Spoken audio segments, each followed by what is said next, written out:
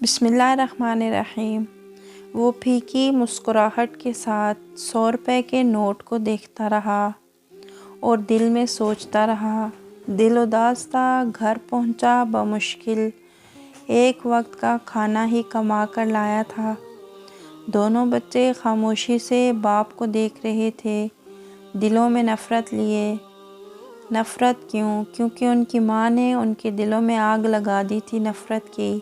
سارا دن چخ چخ میں گزرا، ہائے کوئی عورت اس طرح گزارا نہیں کرے گی، میری جگہ کوئی اور ہوتی تو کب کا بھاگ جاتی۔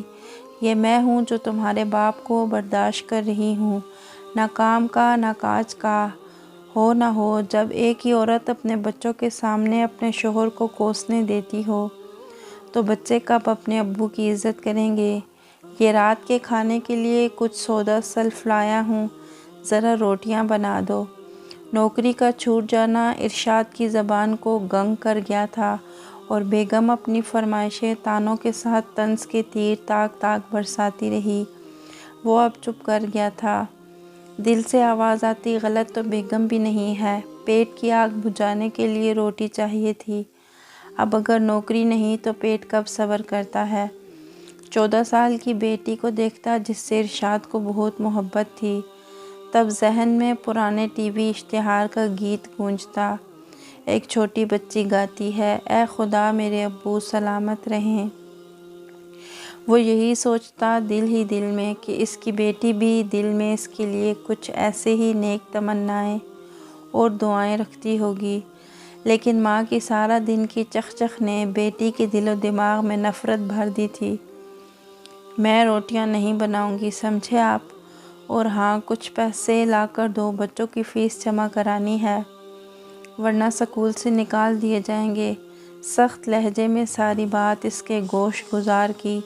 ارشاد تھوک نکل گیا، گہری سانس لے کر آہستگی سے بولا، بیگم تم تو جانتی ہو میرے پاس پیسے نہیں ہیں۔ بچے بھی خوشمگین نگاہوں سے اپنے ابا کو دیکھتے رہے۔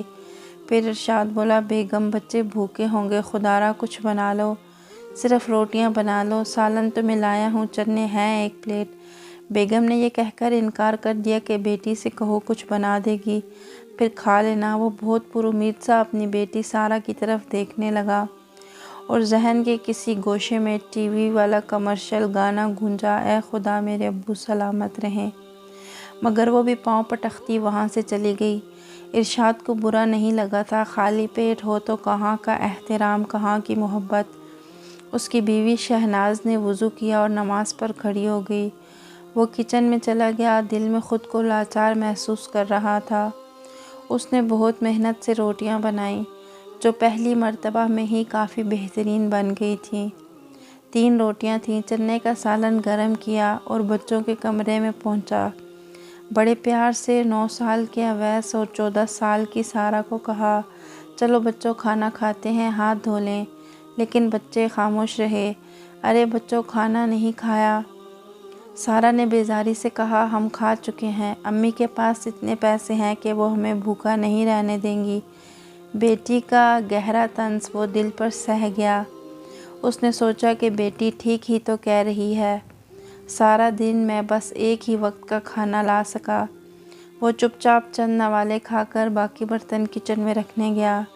لمبی نماز سے فارغ ہو کر جائے نماز اٹھانے والی شہناز نے ایک اور تیر چھوڑا، کتنی روٹیاں بنانے پر آٹا خراب کیا، یہ روٹیاں ضائع چلی گئیں۔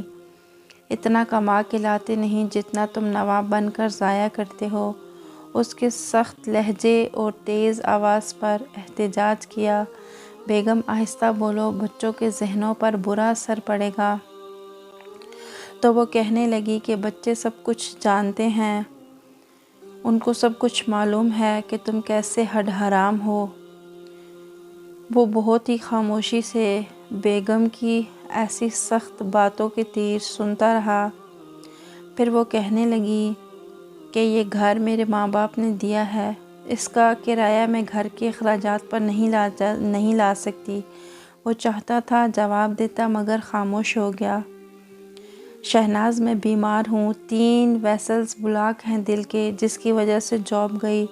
مارکیٹنگ کمپنی کے GM نے مجھے کہا ہے وہ بہت جلد مجھے جاب پر اپوائنٹمنٹ دیں گے۔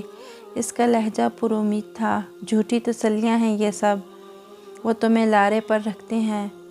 ان تسلیوں سے پیٹ نہیں بھرتا ارشاد صاحب۔ کل رات تک اگر کچھ کما کے نہ لا سکے تو یا تو گھر واپس نہ آنا یا پھر مجھے چھوڑ دینا ہمیشہ ہمیشہ کے لیے۔ اس کی آواز رند کہی، نہیں نہیں، میں اپنی سارہ اور اویس کی زندگی خراب نہیں کروں گا۔ میں کل ہر حال میں کما کر لاؤں گا، وعدہ ہے یہ ایک مرد کا۔ اس کی آنکھوں میں آنسو آ گئے۔ بیگم بولی، اور اگر نہ لا سکے تو پھر میں بچوں سے ان کی ماں کو نہیں چھین سکتا۔ وہ بے بسی سے بولا اور کمرے کی طرف چل دیا۔ صبح نماز پڑھنے مسجد گیا، ناشتہ کرنے گھر نہ آیا۔ یہ سوچ کر کہ ناشتہ کرتے وقت بیگم کی جلی کٹی مزید نہیں سن سکتا، آر یا پار۔ آج خود کا امتحان ہے۔ دن کے 12 بجے تھے۔ وہ بس کام ڈھونڈتا رہا، نوکری یا کچھ کام دھندا۔ زاہدہ کی اس کی بڑی بہن کا فون آیا تھا۔ کہنے لگی کہ سناؤ اپنے شوہر کے حالات کیسے ہیں؟ شہناز رو پڑی۔ باجی آپ نے صحیح کہا تھا، جیسے بولا تھا میں نے ویسا ہی کیا، مگر میرا ضمیر مجھے ملامت کرتا ہے۔ شوہر کے ساتھ ایسے نہیں کرنا چاہیے۔ ارے دفع کرو، میرا مطلب ہے تمہارے شوہر کو احساس ہی نہیں ہے تمہارا یا بچوں کا، تم کیوں ہلکان ہو رہی ہو؟ شہناز نے کل رات ہونے والی باتیں اس کے گوش گزار کر دیں۔ زاہدہ بولی، مشکل ہے شہناز کہ تمہارا شوہر راہ راست پر آ جائے، پکا ہڈ حرام ہے۔ ایک بار کام نہ کرنے کی لت لگ جائے مرد کو تو پھر وہ کچھ نہیں کرتا۔ لکھ لو میری بات۔ مزید کچھ باتیں ہوئیں۔ شہناز کو اس بار زاہدہ کی باتوں سے اتفاق نہ تھا۔ زاہدہ باجی ہر بات میں صرف نفرت کے بیج ہی بو رہی تھی۔ اسے اندازہ تھا، اس نے دل میں ارادہ کیا کہ وہ آئندہ کبھی شوہر سے بدتمیزی نہیں کرے گی اور نہ ہی اپنے گھر کی باتیں اپنی باجی سے کرے گی۔ خالی ہاتھ تو وہ گھر نہیں آنا چاہتا تھا۔ کسی نے اسے اینٹیں اٹھانے کے کام پر لگا دیا، دوسری منزل تک لے کر جانی تھی۔ وہ کام میں جد کیا، یہ بھول کے کہ وہ دل کا مریض ہے۔ اسے خوشی تھی کہ چلو کچھ کرنے کو ملا، لیکن پھر اسے شدید درد محسوس ہوا دل میں اور سیڑھیوں سے نیچے گر گیا۔ اس کی لاش کو گھر لایا گیا۔ بہت غور سے وہ ارشاد کو دیکھ رہی تھی اور سوچ رہی تھی کہ میں کیسی عورت ہوں کہ اپنے ہی ہاتھوں اپنا گھر تباہ کر دیا۔ اس کی بیٹی سارہ برآمدے میں رکھی باپ کی لاش کے پاس آئی، ڈبڈبائی آنکھوں سے اپنے ابو کو دیکھنے لگی۔ اے خدا میرے ابو سلامت رہیں۔ وہ چیخ چیخ کر رونے لگی۔ اویس کی حالت بھی ایسی ہی تھی۔